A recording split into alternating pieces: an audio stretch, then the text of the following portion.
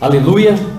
Vamos compartilhar então a palavra do Senhor e vamos projetar aqui também os versículos. Você pode nos acompanhar. Nós estamos começando nesse domingo, ceia do Senhor. Quem está feliz com a ceia, diga amém. Aleluia, que coisa boa. Sou sempre renovado no Senhor. Nós vamos compartilhar uma série de mensagens a respeito das primícias. E eu gostaria que você levasse para sua casa um envelope como esse.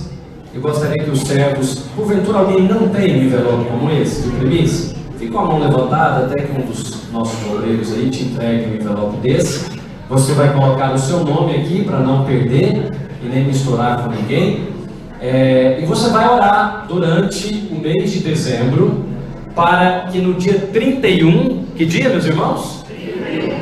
Você traga a sua oferta da primícia, ou oferta das primícias, que é a primeira oferta de 2019. Eu tenho certeza que 2019 é um ano de provisão. Provisão abundante. Me dá aquela palavra lá que o Senhor te deu lá.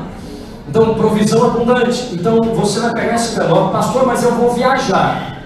Eu não estarei aqui no dia 31. Eu posso devolver antes? Desde que esteja com o seu nome, pode. E desde que você tenha orado, porque essa não é uma oferta comum, uma oferta de culto. Por isso nós não entregamos aqui todo o culto. Não, uma oferta que vai envolver a oração da família. Porque você vai entender ao longo desse mês o valor e o peso espiritual que ela tem. Então, vamos abrir a nossa Bíblia em Mateus capítulo 6 e versículo 24. Então, se você não pegou o envelope, pegue o envelope de primícia, coloque o seu nome aqui. Esse aqui é meu, vou colocar o meu nome, vou guardar aqui na minha Bíblia, para que eu possa orar durante esse mês e saber qual é a oferta que eu vou devolver. Eu posso devolver individualmente, eu posso devolver como família, tá? Capítulo, antes de Mateus, Janaína, coloque Gênesis 41, versículo 49. Se eu fosse você, eu pegava essa palavra que Deus nos deu como igreja e pegava ela para você. Do 47, Janaína, começa no 47. Gênesis 41, 47. Nos 7 anos de fartura, a terra produziu abundantemente. Diga, nos 7 anos de fartura. Se não começou para você, vai começar em 2019. Esse ciclo de luta, de escassez, de dívida, de problema, encerrou-se. Eu poderia até te mostrar com coisas naturais no Brasil. Poderia te mostrar até com alguns sinais no Brasil, na economia do Brasil, com números. Se eu fosse aqui um palestrante, poderia te dar com números, mas eu prefiro te dar com a Bíblia, é mais seguro do que os números. Então, nos 7 anos de fartura, diga 7 anos de fartura. Eu não sei quanto a você, mas essa aqui vai ser a minha história. E vai ser a história da videira. Vai ser a sua também? Você já pode começar a pegar o seu envelope de primícia e falar: serão 7 anos de fartura. E ajuntou José todo o mantimento que houve na terra do Egito durante quantos anos, meus irmãos? O que você vai fazer nos 7 anos de fartura? Torrar dinheiro? Hein? Eu já estou começando a pregar para você e te ensinar o que você faz em anos de fartura. Você imobiliza, você guarda, você ajunta, porque é para um propósito. Diga, provisão para um propósito. E ajuntou José todo o mantimento que houve na terra do Egito durante os anos que ele estava ganhando muito dinheiro. Engraçado, geralmente não é assim que as pessoas fazem. Quando elas estão ganhando muito dinheiro, elas gastam muito. Quando estão ganhando muito dinheiro, faz muita dívida. O contrário do que a Bíblia ensina. Deveria aprender com as Escrituras. E ajuntou José todo o mantimento que houve na terra do Egito durante 7 anos e guardou nas cidades. Seria talvez na poupança? No fundo de renda fixa? Hein, John? Seria lá na corretora do John? Procura ele. Ele sabe muito bem guardar para quem tem. O mantimento do campo ao redor de cada cidade foi guardado na mesma cidade. Agora, o 49, escreve na sua Bíblia, na geladeira, no seu celular, compartilha. Assim ajuntou José, diga comigo, muitíssimo cereal. Como a areia do mar.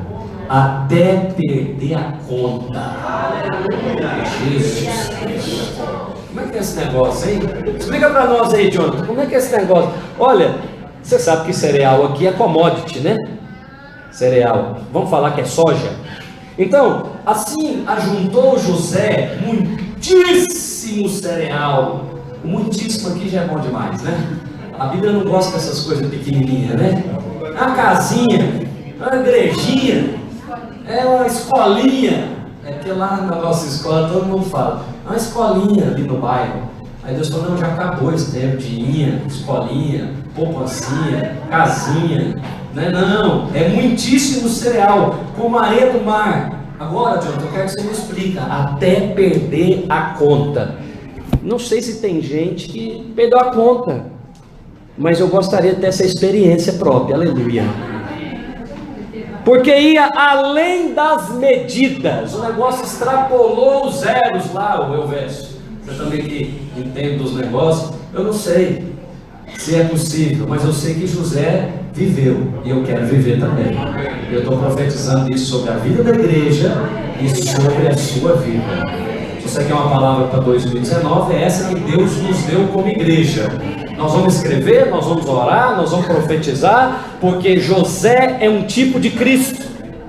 José é uma figura dos crentes da nova aliança, porque José não se menciona pecado dele nas escrituras. José é da raiz Joshua, que é a mesma de Jesus, Yeshua. Portanto, José é um tipo de Cristo. Se José é um tipo de Cristo e ele viveu isso, você pode viver também. Eu ouvi 2 amém. Então, pega as escrituras agora e diga assim comigo: Senhor Jesus, como igreja, nós cremos e recebemos esta palavra, profetizamos que o Senhor já fez infinitamente mais. Nós temos o favor, temos o acesso, e agora teremos a abundância, em nome de Jesus. Aleluia, aleluia, aleluia. Diga favor, acesso e abundância. Mas essa é outra pregação. A de hoje é a guerra das primícias. Capítulo 6 do Evangelho de Mateus, e o versículo 24.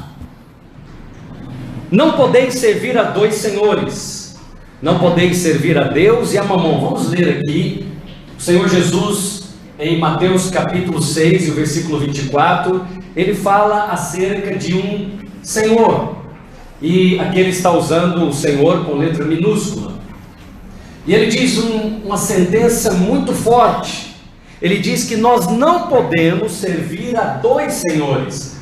Ele estava se referindo a ele mesmo e a um outro Senhor. Quem é esse outro Senhor? Ele diz, porque há de aborrecer-se de um, aborrecer-se de Cristo e amar Mamon, ou aborrecer Mamon e amar a Cristo, ou se devotará, se tornará devoto, quer dizer, adorará a um e desprezará, virará as costas para o outro. Virará as costas para o dinheiro, virará as costas para Deus. Agora, o mais chocante é o seguinte: você sabe que contexto que ele fala isso aqui? Sermão do Monte. No contexto do sermão mais alto de Jesus. E esse sermão, ele estava falando para ímpios ou para crentes? Alô, tem alguém comigo? Para ímpios ou para crentes? Sermão do Monte é para ímpio? Não, se você quiser voltar lá no capítulo 5, a Bíblia diz que Jesus, subindo ao monte, cercou-se os seus discípulos, e ele começou a ensinar. Ele pega no sermão mais alto, mais nobre de Jesus, do capítulo 5 até o 8, ele coloca acerca de um competidor. Fala comigo, a guerra das primícias. Então nós precisamos vencer Mamon. Não poder servir a Deus, diga comigo, a Deus e as riquezas. Alguma Bíblia está escrita Mamon? Porque a Bíblia aqui da nossa irmã Denise, algumas tem, já vem essa tradução. Se você pesquisar acerca de Mamon, você vai ver que é o nome de um deus filisteu. o Deus da fertilidade. E ele era adorado, pasme, com o primeiro. Ele era adorado com a primícia. Então, se alguém plantasse uma lavoura e ele fosse filisteu, sabe o que ele tinha que levar para Mamon? A primícia. Tem lá um pé de manga. A primeira manga ele consagrava, aquela que amadurecia, ele consagrava a Mamon. Se alguém trabalhava e recebia o salário, a primícia, a primeira oferta era devolvida no templo de Mamon. Alguém está percebendo alguma semelhança? Então, nós precisamos vencer Mamon. Aqui, tem uma versão que está aqui já, Mamon. Se você depois quiser pesquisar, fique à vontade. Então ele é o Deus da fertilidade dos filisteus, e ele era adorado com as colheitas, as primícias. E nós estamos no último mês do ano, e é um mês que a guerra das primícias fica mais acirrada. Por quê? Porque o tempo inteiro circunstâncias estão competindo com o nosso coração para ter o primeiro lugar. Por exemplo, qual que é a primeira ocupação que você tem no dia? Ou a primeira pré-ocupação? É com relação a Deus ou com relação a Mamon? Porque isso demonstra de quem é a primícia. Então, querido, presta atenção. Primícia não é uma coisa que você põe aqui nesse envelopinho, não. Primícia é uma coisa que você resolve aqui, ó, no coração. Quem está comigo? Aqui você coloca cédulas, você coloca uma oferta que representa algo também, mas que confirma aquilo que já está resolvido aqui. Hoje é domingo. Nós temos vários irmãos aqui que nesse momento poderiam estar trabalhando. Mas o que eles fizeram? Eles escolheram, diga, escolheram. Eles, dedicaram ao Senhor a primícia. Hoje é qual dia da semana? Primeiro. E a primícia estamos dando para quem? Para o Senhor. Então Jesus usou essa comparação aqui nos dias do Novo Testamento. Então você não pode simplesmente passar por esse texto em branco.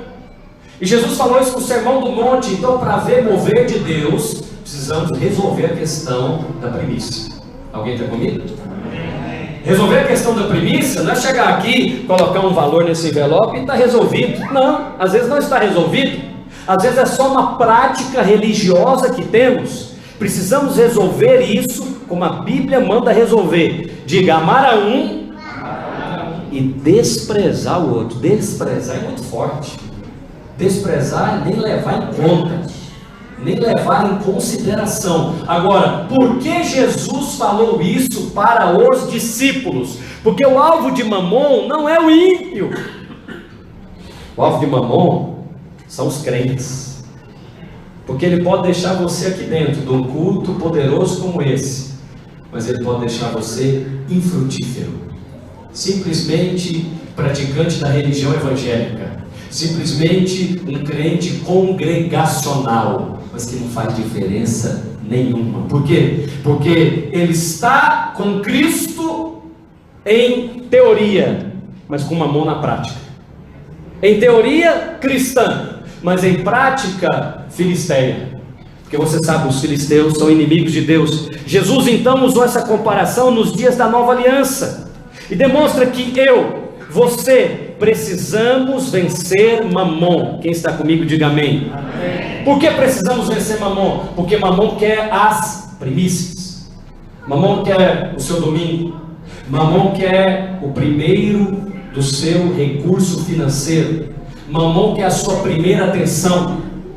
Esse Deus não é um Deus que você repreende dizendo, está repreendido em nome de Jesus. Não. Esse Deus é um Deus que você despreza ou se dedica. Aí tem gente que é criticado porque vem à igreja, e vem muito, e vai na cela e está em tudo. Mas você já viu alguém que é criticado por trabalhar muito? 10, 12, 18 horas, porque está se dedicando ao trabalho, ao estudo. Mas quantos desses que se dedicam ao estudo, ao trabalho e perdem o coração para Deus? Continuam sendo crentes, mas vou te mostrar em outro texto, que Jesus fala, quando ele vai falar da parábola do semeador. O semeador saiu a semear, e a semente caiu entre lá os espinhos, e por ser de pouca raiz, diga pouca raiz, salvo engano Lucas capítulo 8, ele se tornou infrutífero. Quer dizer, os frutos, a expressão que ele usa, os frutos não chegaram a amadurecer. Por quê? Por causa dos cuidados, deleites e riquezas desta vida. Essa vida é cheia de muitos cuidados, e esses cuidados podem sufocar a semente do Evangelho. Por exemplo, alguns pais, em nome de uma boa educação, colocam seus filhos nas melhores escolas, mas bem longe do Evangelho. Ele prefere a excelente educação egípcia do que a fraca educação bíblica. Agora é interessante, eu vou falar de Moisés. Moisés estudou e foi formado na nação mais poderosa do mundo. Deus fez questão de tirar ele de lá e levar para a escola dele, que era lá no deserto. Que coisa, né? Mas muitos pais hoje fazem o contrário. Quer tirar o menino da educação bíblica cristã para levar para a educação egípcia. Porque se ele receber a melhor educação egípcia, ele vai ser uma pessoa bem sucedida. Provavelmente bem sucedida, igualmente bem longe de Deus. Bem sucedida, igualmente com um coração bem distante do Evangelho. Você não conhece muitas pessoas bem sucedidas e fervorosas do Espírito Santo, conhece? Está lá em 1 Coríntios 1, 27. Deus não chamou os poderosos, Deus de nobre nascimento, mas eu vou continuar aqui. Não dá para Deus usar, e vem comigo em Êxodo, capítulo de número 2. Vamos ler 2, eu não vou ler tudo porque não há tempo, mas vamos usar o exemplo de Moisés para falar da guerra das primícias. Diga, guerra das primícias. Eu vim aqui para abrir os seus olhos, especialmente nesse mês de dezembro. Há uma guerra pelo seu coração. Não é uma guerra pela sua carteira, não é uma guerra pelo dinheiro, é uma guerra pela primícia, é uma guerra por quem tem o primeiro. Então, em todas as áreas, o chamado de Moisés, nós vemos claro, e eu vou passear com você, agora não dá para projetar, mas você pode acompanhar comigo na Bíblia, capítulo 2 de Êxodo, fala da educação de Moisés. Moisés foi educado, você sabe que ele... Incrível quando alguém tem favor. Faraó mandou matar os machos que nascessem das hebreias, mas as parteiras, Sifrá e Puá, tiveram compaixão dos hebreus, e elas demoravam para chegar, e aí as hebreias já tinham dado à luz, e nasceu um menino, e a mãe desse menino, não podendo guardar mais, esqueci o nome da mãe de Moisés.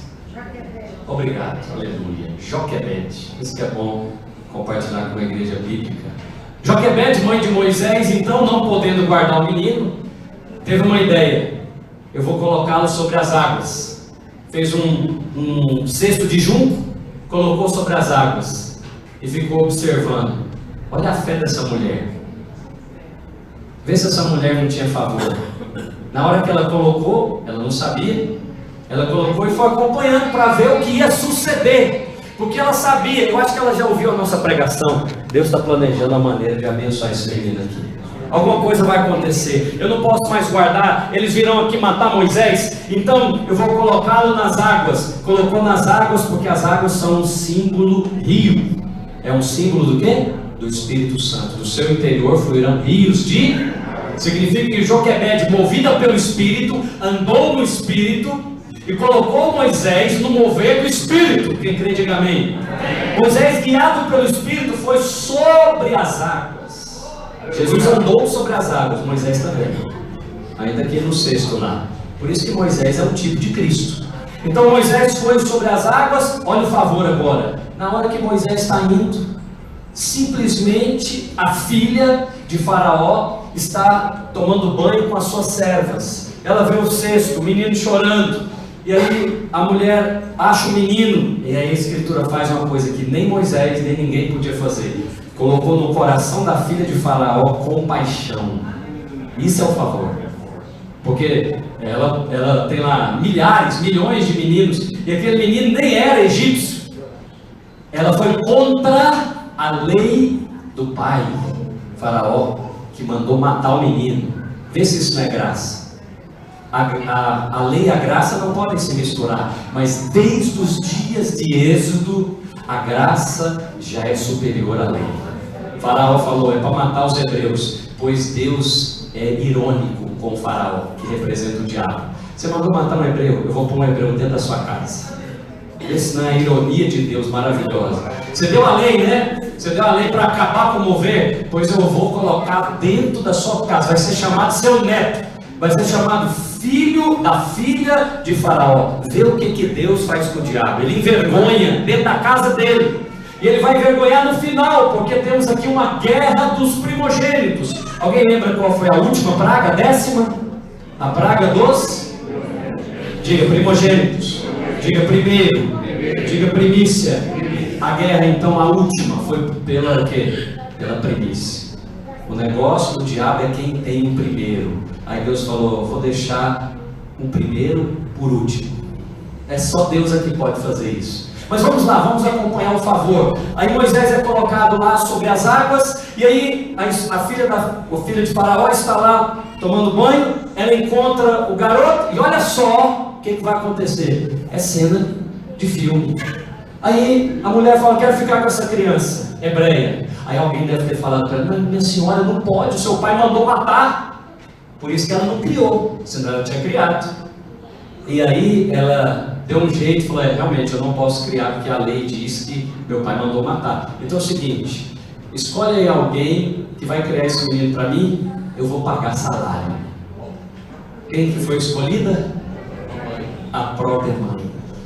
Como é que é o nome disso? Meu Deus do céu. A mulher que o filho estava para morrer, assassinado, agora vai ser remunerada para cuidar do próprio filho. Aleluia. Dá um salve de palmas para Jesus. É só Deus que pode fazer isso. Sabe por quê? Porque Joquebede foi sensível ao mover do Espírito.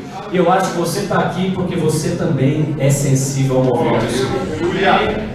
Senão você poderia estar em muitos outros lugares. Você falou: vou colocar isso sobre as águas, na mão do Senhor. Mas enfim, Deus então cria Moisés aonde? Lá na escola egípcia. Pega os melhores do mundo, é a nação poderosa do mundo, e coloca para estudar lá, ser criado lá. Então durante 40 anos Moisés é egípcio. Diga egípcio. Você sabe que o Egito é um símbolo do mundo. Moisés então aprendeu a ser egípcio. E Deus aqui no capítulo 3 vai falar com Moisés. Apacentava, não, antes do 3, capítulo 2, versículo 11. Naqueles dias, sendo Moisés já homem, saiu aos seus irmãos e viu seus labores penosos, e viu que certo egípcio espancava um hebreu do seu povo. Olhou de um lado e de outro, e vendo que não havia ninguém, matou o egípcio, escondeu na areia. Ei, Moisés! Segundo o autor de Hebreus capítulo 7, poderoso em obras e em palavras. É Moisés hebreu, escolhido de Deus, mas com cabeça egípcia, com comportamento egípcio. Coração de Deus, porque teve compaixão do povo de Deus. Mas qual era o modus operandi de Moisés? Egípcio. Fazia a coisa na marra, na força. Estou vendo aqui, ó, oprimindo o meu povo. Por que ele estava preocupado com o povo dele? Só pode ser porque ele sabia que ele era chamado da parte de Deus.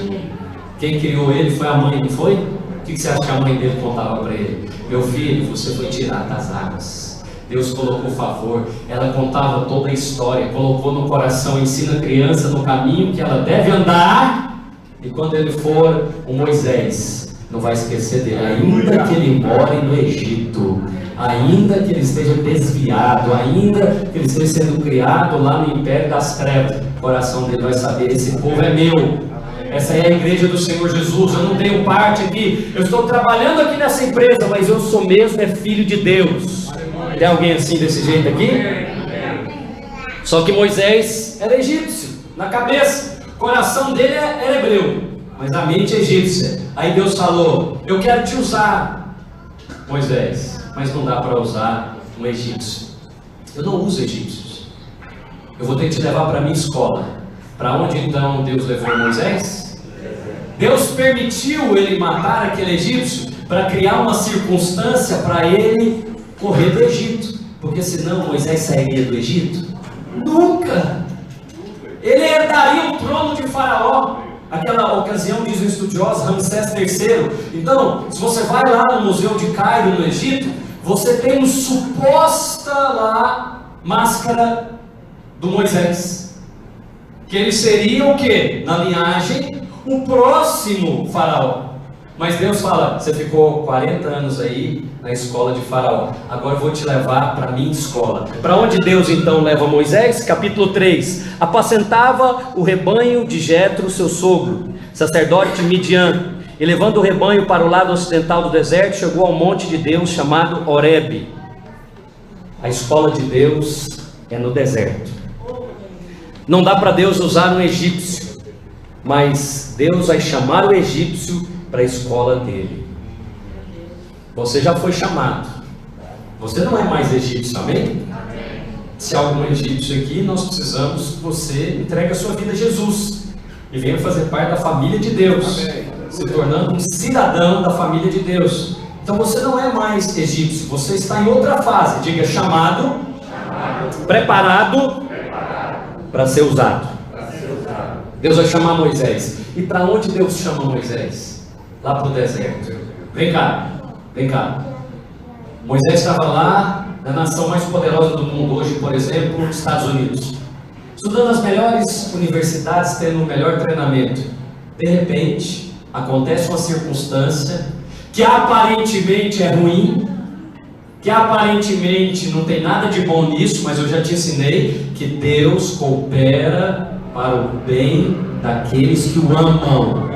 E todas as coisas, diga todas as coisas, até aquelas que você julga ser ruim, vai cooperar para o seu bem.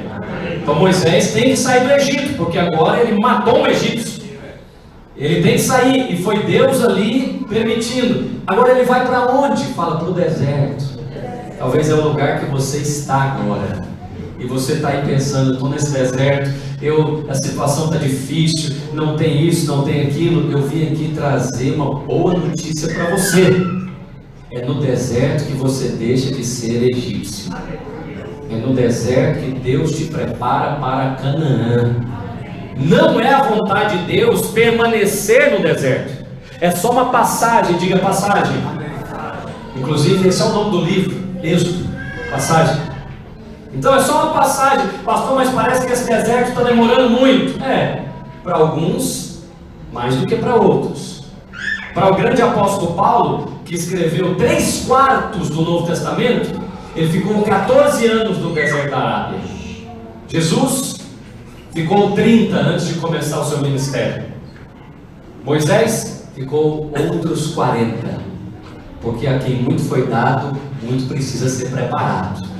Então, o sujeito que estava lá no Egito, poderoso em palavras e obras, diz Hebreus capítulo 7, foi reduzido a um trabalhador do sogro, apacentando ovelha lá no Porto Magalhães de Minas. Do sogro. Mas você tem uma coisa que você não sabe. Você sabia que apacentar ovelhas naquela ocasião em Israel era serviço de mulheres? Então agora você está entendendo para onde que Moisés foi? Primeiro que ele estava trabalhando para o sogro. Nada contra o sogro, eu também tenho.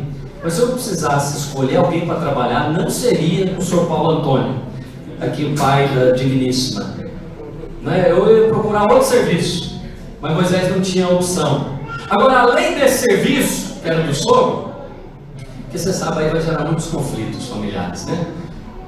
Esse serviço era um serviço que nenhum homem aceitaria, porque Raquel era pastora de quê? Esse era o serviço da mulher. Quem que ia buscar água na fonte para as ovelhas? Sempre, na Bíblia, eram as mulheres. Você vai encontrar agora aqui as mulheres de Jetro, sogro de Moisés. Quem que ia buscar água? Elas. Esse serviço era o serviço das mulheres. Moisés foi rebaixado a uma posição humilhante.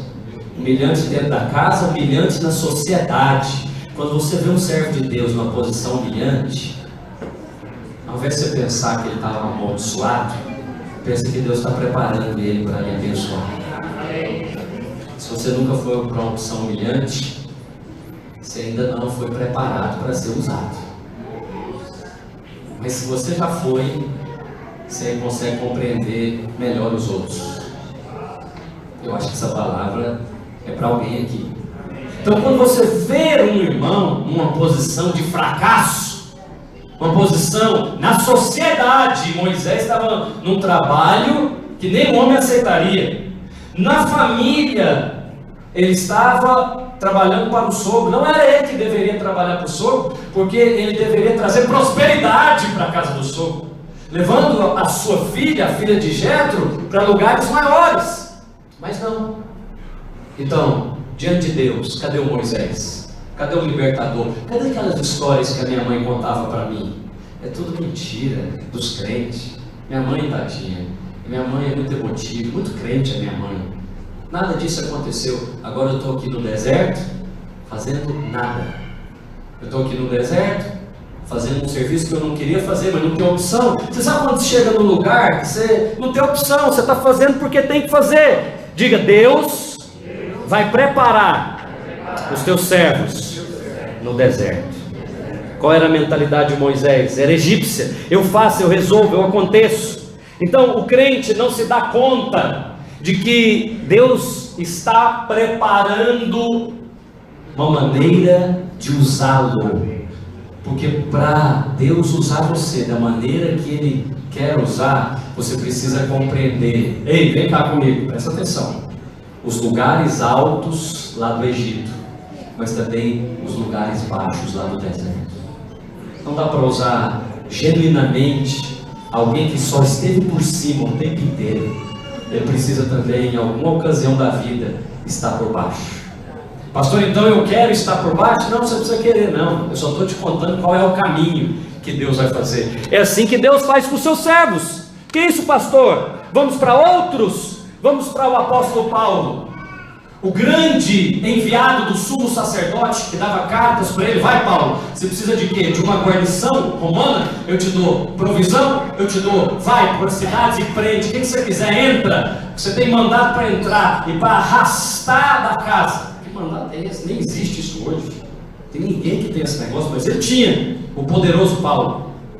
Até que ele ficou cego, 3 dias, dentro da casa de um discípulo chamado Ananias. Não sabe, aquele que era poderoso para conduzir tudo, agora tem que pegar na mão para ir ao banheiro, tem que ser conduzido para dormir, não sabe nada, ficou completamente cego. Lá nos lugares altos dos fariseus e saduceus, até lá os lugares do deserto. Quem está comigo aqui entendendo? Presta atenção. Antes eu imaginava, eu pensava quando eu vi um crente assim, é porque não tem compromisso, é porque não tem carga, é porque não está no favor.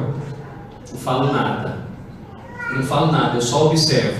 Parece que Deus está preparando aquela serva ali para abençoá-la. Quem olhasse para José pensaria que ele era um homem abençoado? De maneira nenhuma. Ele teve um sonho. O seu pai e os seus irmãos se curvavam diante dele. A partir do momento que ele creu e contou o sonho, porque eu criei, por isso eu falei, a vida dele piorou muito. Aí ele foi para uma cisterna, depois da cisterna ele foi para a prisão, depois melhorou um pouquinho. Mas 17 anos Deus estava preparando José para aquele lugar que eu te falei. Então vem cá, José ficou nos lugares altos lá da casa de Potifar, mas também amargou 2 anos inteiros na cadeia. Não tem jeito de ser agradável lá na cadeia. Não tem jeito de ser agradável. Então, alguém está entendendo o que eu estou pregando? Alguém está comigo aqui na guerra das primícias? Moisés então vai ver a sarça. E aí, eu queria que projetasse Lucas capítulo 8, versículo 14, porque eu quero te ensinar o que Mamon faz. Moisés foi ver a sarça. A sarça ardia, mas ela não se consumia, quer dizer, ela pegava fogo, mas os gravetos lá, a madeira ficava lá. Isso é um sinal de obra de Deus. A obra de Deus é para abençoar você. É para você pegar fogo, mas ela não consome. Ela não destrói. Essa conversa de a obra de Deus está destruindo a minha família, a obra de Deus está destruindo a minha saúde. Por que ninguém fala? O dinheiro está destruindo a minha saúde. O dinheiro está destruindo a minha família. Não, ninguém fala que o sujeito está trabalhando muito, está destruindo a família. O sujeito está estudando muito, está destruindo a família. O sujeito está com muitos cuidados. Olha aqui o que diz Lucas capítulo 8 e versículo 14. E aqui caiu entre espinhos. São os que ouviram e indo por diante são sufocados. Diga comigo, sufocados. É isso aqui que Mamon faz com os crentes, ó. Sufoca você de tanto trabalhar, para você ficar fora da célula, fora da igreja, fora da comunhão, e você fala: "Ô pastor, infelizmente não posso, infelizmente não consigo". Qual é o pastor que vai falar: "Que isso, irmão? Isso é legítimo, né? Você está trabalhando, você está aí, você está aqui, você está estudando, está liberado". Mas é claro que está liberado. Mas eu já sei o que essa história vai acontecer. Está sufocando o evangelho, que é a semente que foi semeada para nós. E se eu não tiver esse cuidado, você não tiver esse cuidado, a primícia vai ser de Faraó. Você pode ter certeza, eu já vi esse filme muitas vezes, e com homens grandes ou pequenos, com mulheres ungidas e mulheres comuns. A estratégia não é, ele não pode mais colocar um demônio dentro de você, porque você é templo do Espírito Santo, mas pode sufocar a semente. E como que ele vai sufocar a semente? Olha aqui, que interessante, fala comigo: cuidados, riquezas e deleites. Que cuidados são esses? Cuidados da vida. São muitos cuidados. Cuidados com a saúde, cuidados com o convívio, cuidados com a educação. E aí agora só tem um dia para você estudar, fazer sua pós-graduação, seu doutorado. É domingo de manhã. Aliás, é sábado e domingo.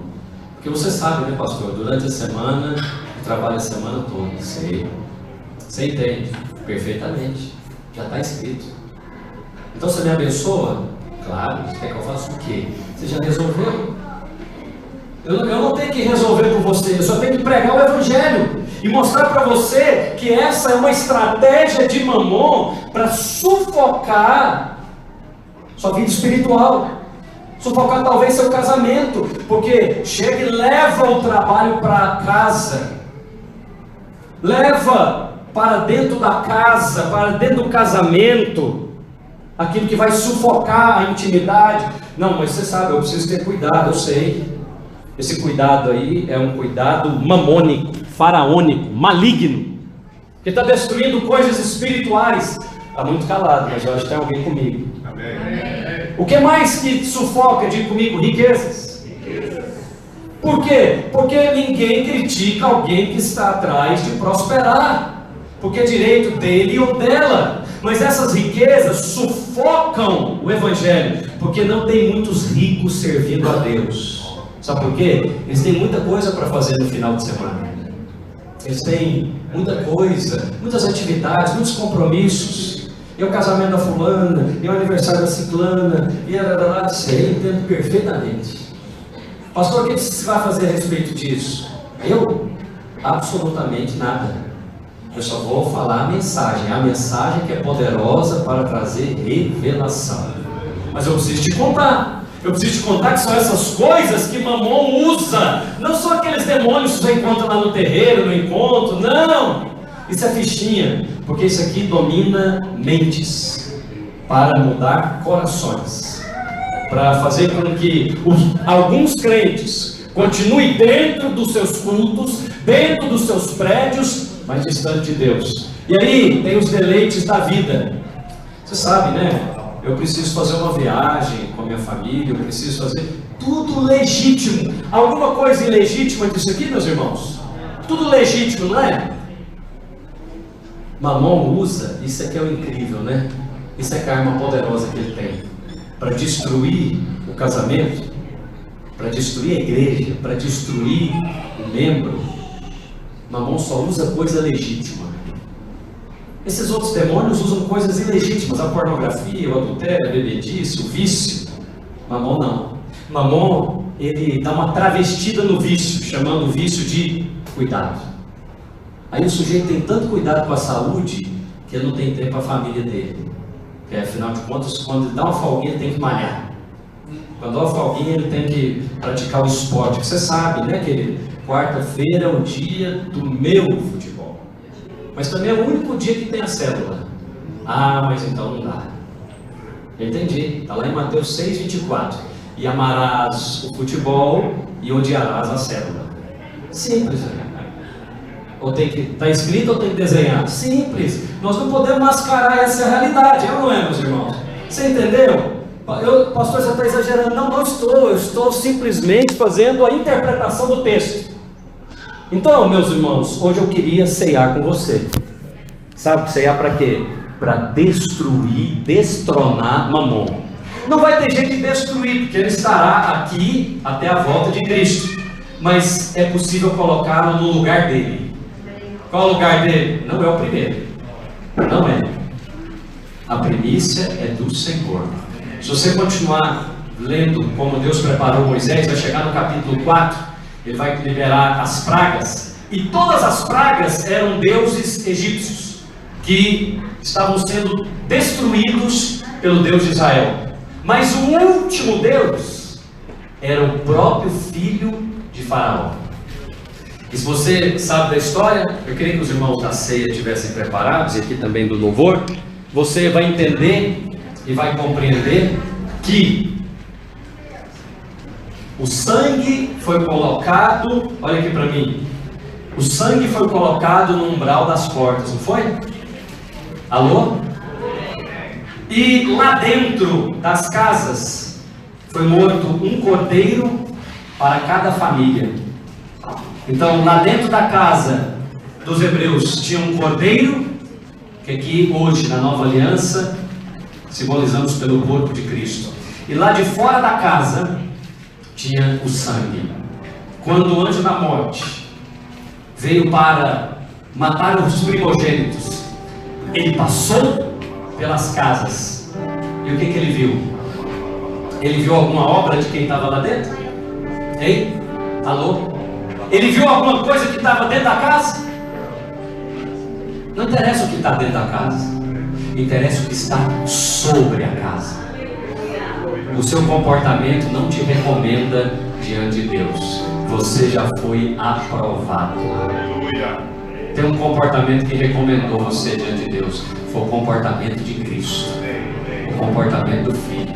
Pastor, então agora posso ter qualquer tipo de comportamento? Claro que não. Porque quem come do cordeiro e bebe do seu sangue não é mais egípcio. Então dentro da casa, eu não preciso olhar, eu já sei o que tem. Não tem uma família egípcia ali. Porque as famílias egípcias, podem se colocar aqui em cima, meus irmãos, por favor. Porque a família egípcia não tinha o sangue no umbral da casa. Então eu não preciso olhar o que tem dentro da casa. Ei, famílias cristãs têm o sangue sobre a casa. Elas têm problema dentro da casa? Com certeza. Contendas, desavenças? Com certeza. Mas Deus não olhou dentro da casa. Ele só quer saber, comeram do cordeiro? Foi um cordeiro para cada família. Vocês comeram dele? Comemos. Toda a casa? Toda a casa. Então faz o seguinte, come do cordeiro dentro da casa e passa o sangue fora da casa. Para mim é suficiente. Quando a guerra dos primogênitos acontecer, o anjo da morte vai lá buscar aqueles que não têm o sangue por fora da casa. Mas você tem o sangue de Jesus. Fica de pé onde você está. Vamos ceiar. Pode chegar para cá. Vamos fazer esse novo formato aqui. Quero fazer um pouco diferente hoje. Eu queria que você pudesse estender sua mão para cá e declarar que ao comer deste pão e ao beber desse cálice, favor virá sobre nós. Espírito de Deus, obrigado, porque podemos desfrutar do Cordeiro hoje dentro da nossa casa. Obrigado porque união da família. E nós estamos alegres porque temos o Senhor. O nosso coração tem um lugar para Deus, e esse lugar é o primeiro, é a primícia. Senhor, ao comer deste pão, livra-me de Faraó. Ao comer deste pão, livra-me de sufocar a semente do Evangelho, Senhor, pelos cuidados, pelas riquezas e pelos deleites. Diga assim comigo: Senhor Jesus, eu creio que ao comer do pão, eu como da vida. Eu creio que ao comer do pão, eu tenho da comunhão renovada no Senhor, em nome de Jesus. Os irmãos podem servir o pão e o vinho. Não comam do pão e nem bebam do vinho, até que façamos isso juntos. Se você está conosco nos visitando e é batizado em uma igreja evangélica, você pode ceiar conosco também. Vamos ministrar ao Senhor, até que todos tenham recebido.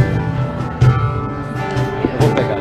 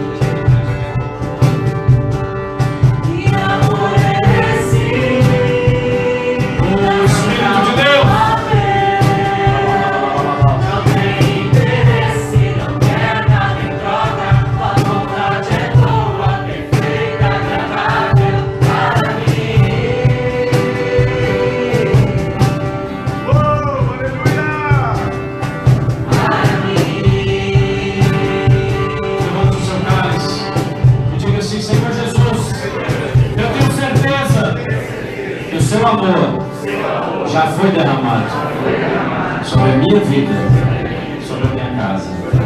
Senhor Jesus, obrigado pelo sacrifício na cruz do Calvário. Por este sangue eu sou limpo, redimido e justificado. Senhor Jesus, eu creio que o Senhor é a minha primícia. Espírito Santo, ensina-me a dar a primícia ao Senhor todos os dias da minha vida, em cada área da minha vida seja o Senhor do primeiro, em nome de Jesus. Aleluia, aleluia, aleluia, aleluia, oh aleluia. O sangue de Cristo te limpa e te purifica de todo o pecado, toda mácula, toda má consciência. É possível você recomeçar pelo sangue de Jesus. É possível que Ele escreva uma nova história pelo seu sangue, pela sua graça abundante e sobrenatural. É possível que Ele restaure coisas que foram perdidas. Que nessa manhã, ao comer do pão e ao beber do cálice, a sua fé seja renovada no Senhor. Você saiba que Ele, o Deus Todo-Poderoso, é muito superior a qualquer Deus egípcio, a qualquer pressão que você esteja passando desse mundo, de qualquer ordem, seja de saúde, matrimonial ou financeira.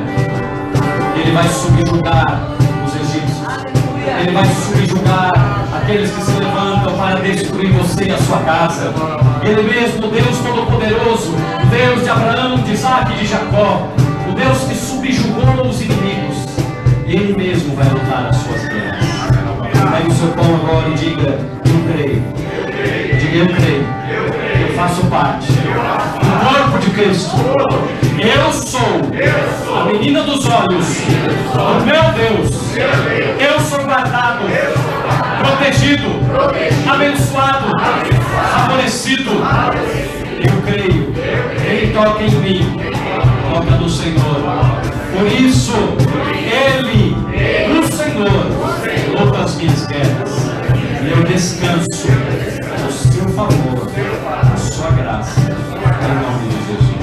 Aleluia, aleluia, aleluia, aleluia, aleluia, aleluia, aleluia. Maranata, oh, vem Senhor Jesus. Obrigado, Senhor. Aleluia, aleluia. Ele vem, Ele volta lá para buscar a sua igreja. Ele volta lá para buscar a sua família.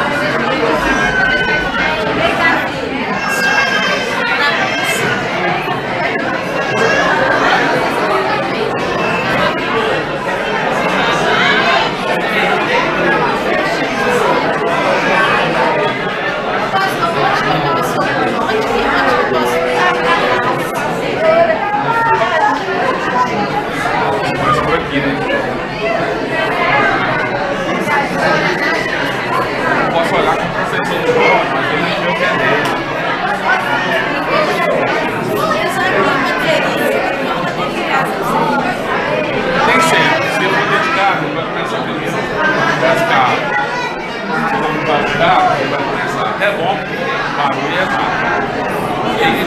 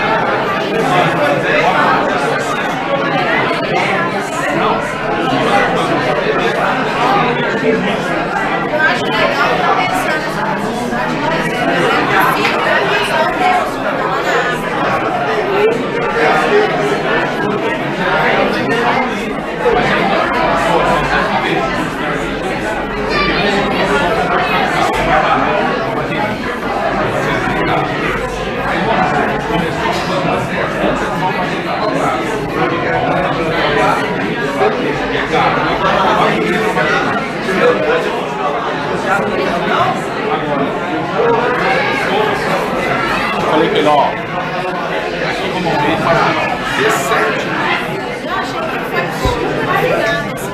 Mas eu já tô ligadinho no Céu. Eu quero ver se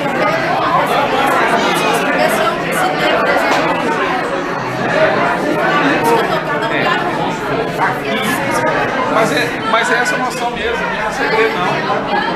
E não vai dar aquele gosto. Por quê? Porque nos ensaios. Fechou? Mas nós estamos. A gaveta.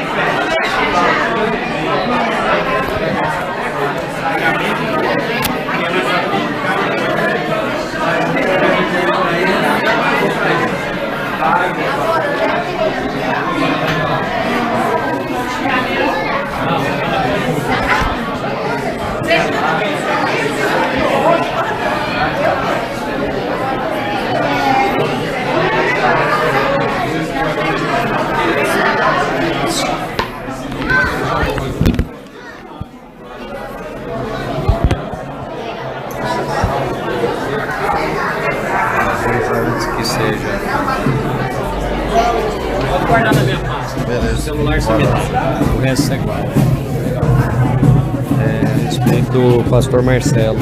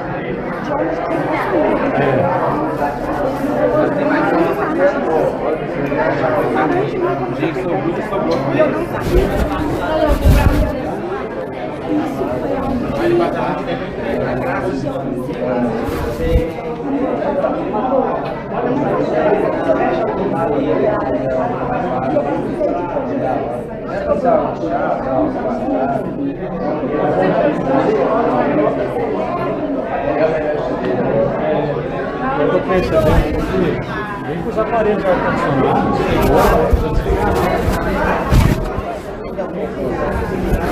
olha lá, ó. Vem cá.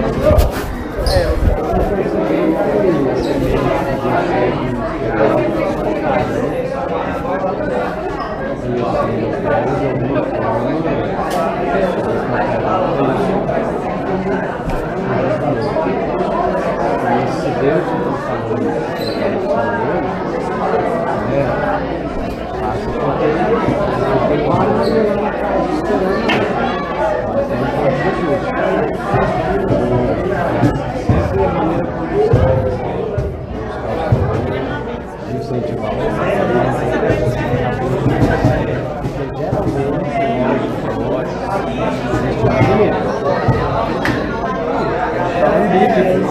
quanto que sim,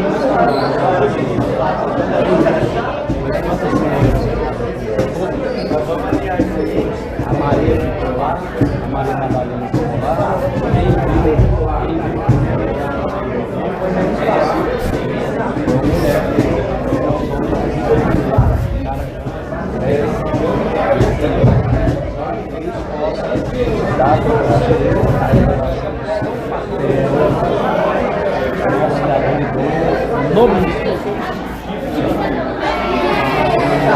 É isso mesmo.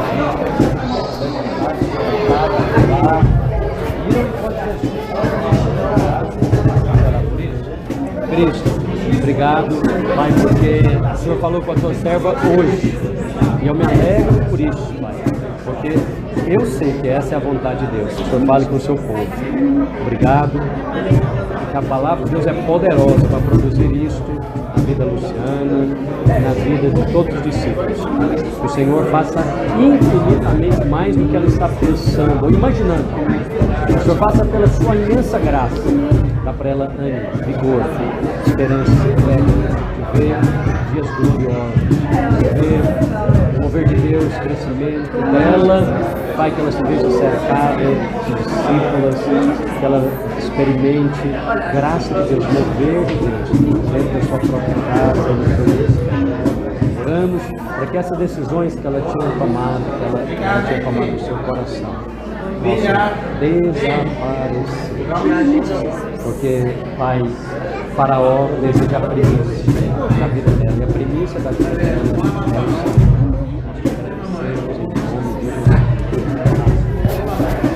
Obrigado. Eu acredito que não precisa.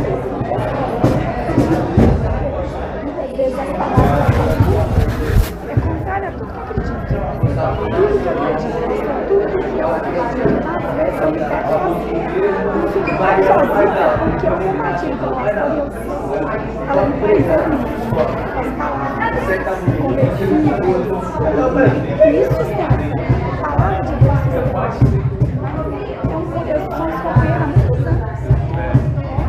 Acabamos de fazer 21 anos de casado e de repente você vê a pessoa que faz isso aqui tinha demais que te dá força para ir e você tem que fazer o contrário. E a fazer o contrário, eu sei onde Deus quer, eu sei que o que Deus faz através da vida dele, que ele tem deixado vozes vir ao ouvido dele e não compartilha. Então, esse pouco que compartilha comigo é onde que eu peço Deus para assim, ele está falando assim como é que porque também se eu for falar do jeito que eu deveria, assim, vamos dizer, eu acho que eu seria até porque eu fico impossível você tá vendo as coisas acontecendo assim, você é quem deveria estar pensando como eu estou pensando, você não pensa.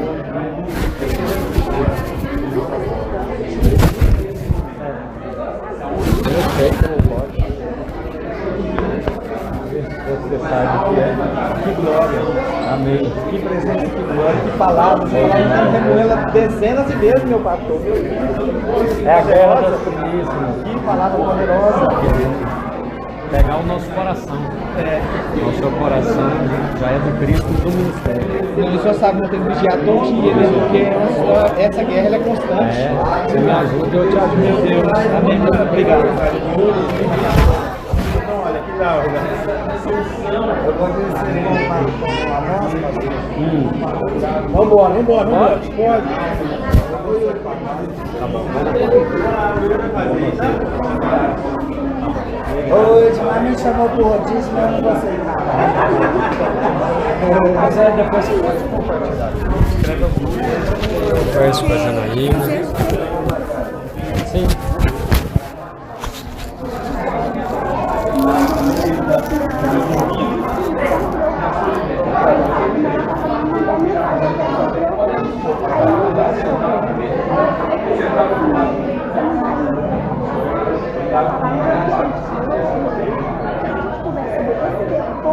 Não sei, de volta.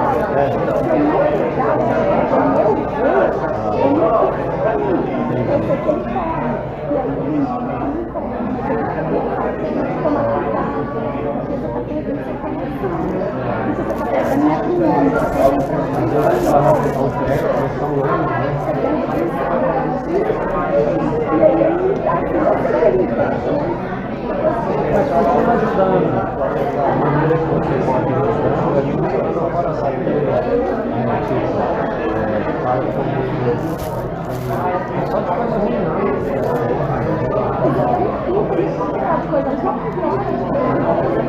Estou dizendo assim, pede para ele compartilhar comigo.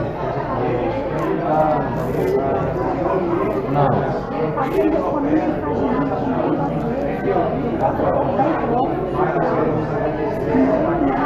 Mas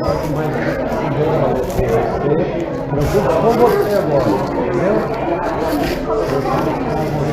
Você poder renovar isso para ajudar. Aí resta esperando. João Lino, pode deixar ligado. Eu pedi. Já tem muita gente aqui. Tem que me corrigir, já está essa parte. Precisa de alguma coisa para fechamento aqui, precisa deixar tudo limpo. Mas eles vão fazer isso. Vamos colocar isso aqui.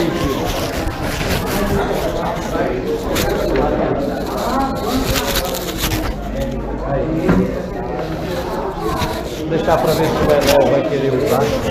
Eu vou deixar aqui para ele usar. Pode colocar lá no nosso.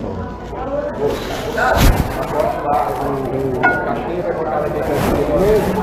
Qual? Deixa guardar essas coisas. Deixa aqui dentro. Tem o painel lá, não tem que guardar aqui.